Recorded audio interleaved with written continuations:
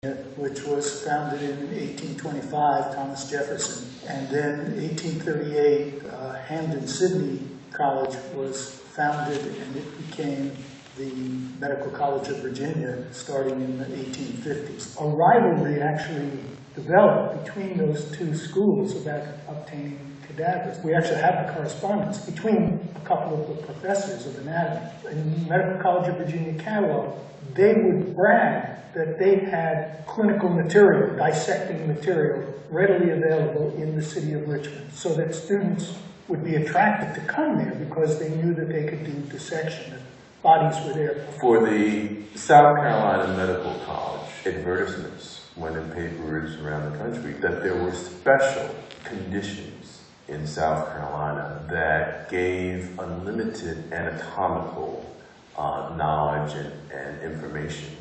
And these newspaper articles spoke of not just the slave population, but said there's certain anatomical opportunities here that are unlike those anywhere else in the country.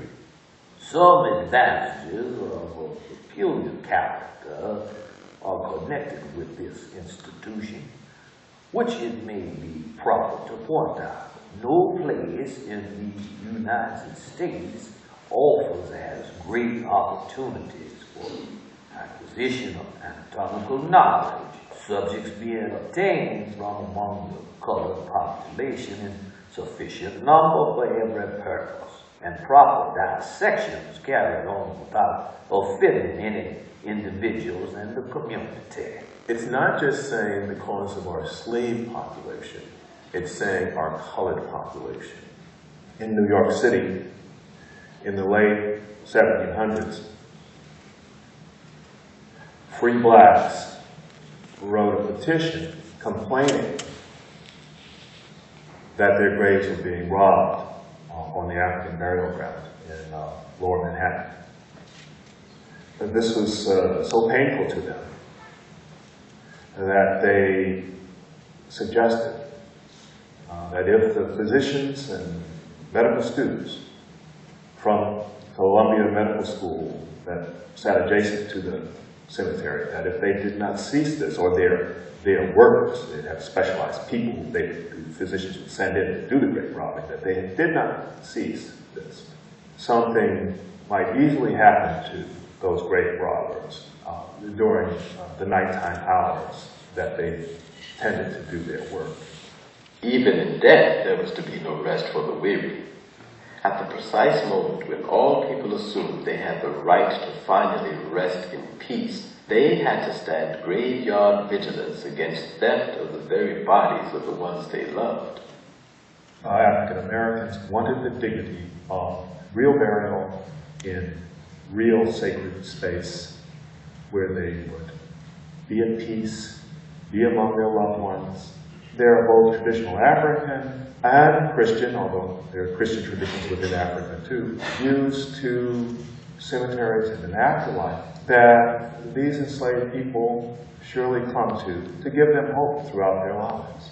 At least one day they would be laid to rest and would either become revered or remembered forever as ancestors, or live forever in heaven. Scholars will talk about elements of African ritual practices among African American Christian. And a key component of African religion is this inseparability of the living and the dead, and how one preserves and pays reverence to and assures that that spirit and that transition is respected and admired is very, very key in African religion. African people believe very much in the sacredness of the body, but this was obviously not the case for whites when they looked at African bodies. For them, the African was, after all, chattel, and being chattel meant that you were a piece of property. And if property is no longer useful and no longer functional in their mind, then this was certainly a windfall. Basically, I could get this body and use this body for research. This was something, of course, that they couldn't tell the black people, or wouldn't tell the black people, because black people themselves, feeling as strongly as black people do about the corpse and about ancestors and so forth, would of course been greatly enraged by that. So the threat of grave robbing became a tool of white supremacy. After slavery and during Reconstruction, as whites expanded a campaign of terror to keep blacks working for minimal wages on their farms where they had been enslaved. A period when the Ku Klux Klan emerged from the old Confederate military.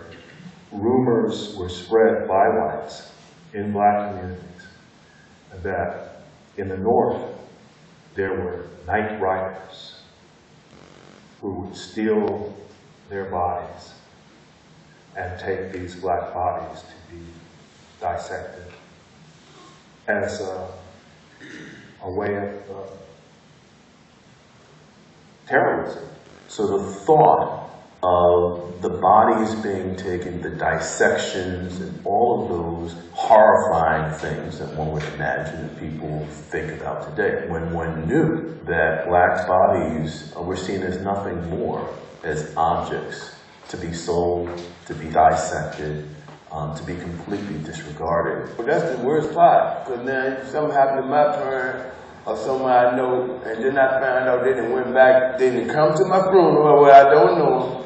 Then they went back there late at night and dug my mama up. I'd be terribly upset. You know, I can't think of anything that would be worse than to have someone to pick up someone that I love. Those burial grounds become very important to people generationally. Grandparents, great-grandparents, and in some cases, people think of a relative that they can remember or oral traditions have passed down to the very first forebear that they actually know of were buried in certain places. And in the case of South Carolina, there are examples as late as the 1950s where people have gone off the Great Migration or ending up in New York, Philadelphia, who are insisting on their bodies being sent back to these familial burial grounds so that they can be with their ancestors. In the context of slavery, it was very important for Africans and African Americans to reinforce, at least to one another, their humanity, to say to each other, to remind each other of their humanity, and to defy the attempt to make them into chattel, property, which is indeed how they were treated, bought and sold. And cemeteries, as a distinctive human act, were a way of asserting humanity, not only amongst each other, but also to slaveholders in the broader society that was oppressing them. It's the thing of somebody showing you the respect. Whether they know who you are or not, you still was a human being. When you talk about the disrespect for a body, hey man, if you disrespect me when I'm living, I don't think you're going to respect me when I'm dead.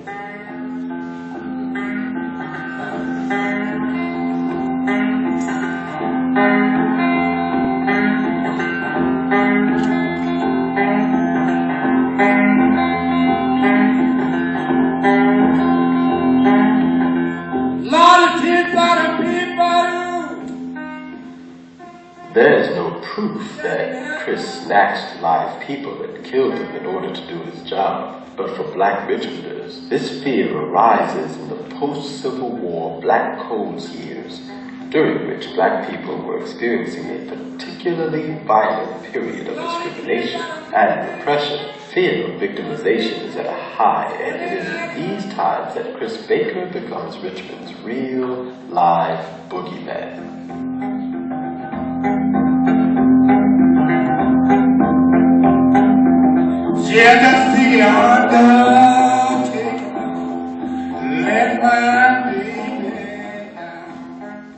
What fascinates me about Chris Baker is not his life, but the legacy that he left in his death.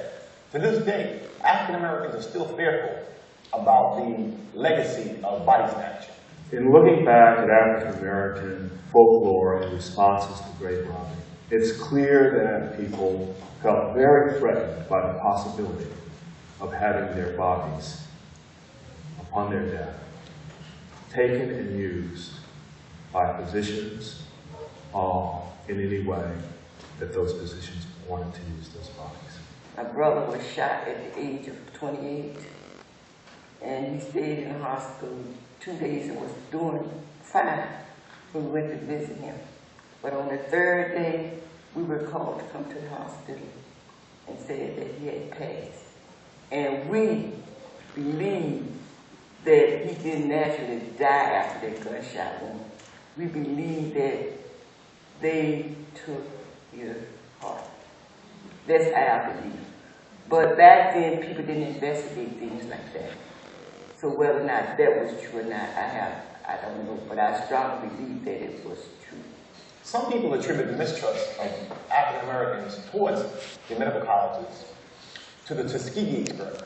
And so now when we go back and we move to where we are now, one of the horrors while you're doing this is the syphilis experiment in Tuskegee. Tuskegee was part of that. You hear me? Tuskegee ran it for the white folks.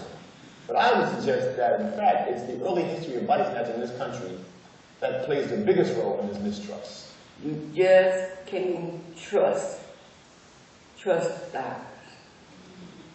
And like I said, he was strong and robust, and somebody evidently needed a heart.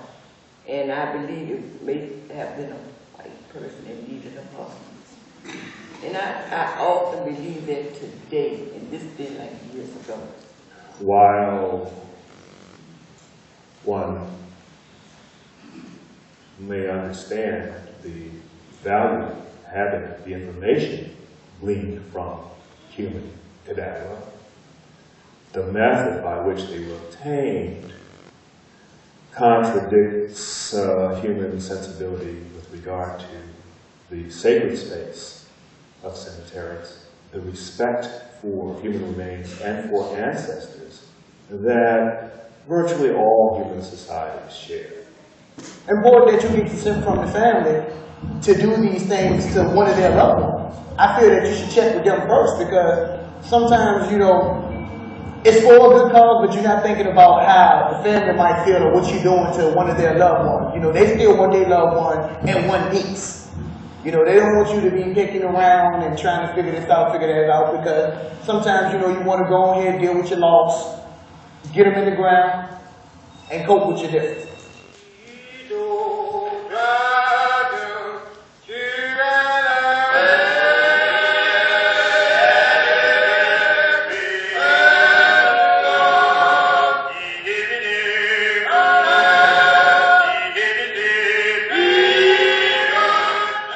While there are still reports of grave robbing even into the late 20th century, the underworld business of procuring cadavers for medical dissection is mostly a thing of the past. Anatomical study is done on the bodies of those who voluntarily donate their mortal remains, or on the legally distributed bodies of the poor, unclaimed or unnamed. But now, rather than being summarily tossed into a well or trash pit, their cremated remains are now buried with ceremony and respect by the medical students who learn from them, or return to the care of their loved ones.